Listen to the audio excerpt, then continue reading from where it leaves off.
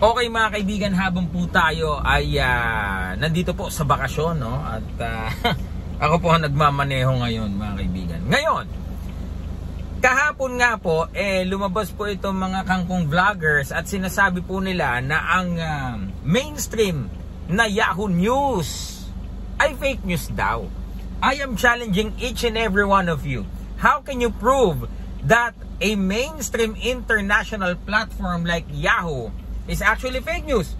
Gayong yung interview nila kay Masayuki Ito, galing mismo ang mga salitang yon kay Masayuki Ito. May mga nagsabi sa akin, kasi daw meron daw kangkong na may kinausap daw. So, bakit yung kinausap mo ba si Masayuki Ito? Wala ka namang disclosure, wala ka namang patunay na kung si Masayuki Ito yung kausap mo. Plus, let's say si Masayuki Ito yon, di ba? Ibig mo ba sabihin, i-contradict ni Masayuki Ito ang statement na sa kanya mismo nang galing? Imagine guys, yung mga statements na yon, sagot yon ni Masayuki Ito sa tanong po sa kanya ng Yahoo News Japan. Alright? So, let me know. Comment down below mga kaibigan, ano po sa tingin nyo ang pag-iyak na ginagawa nito mga Kangkong Nation na to?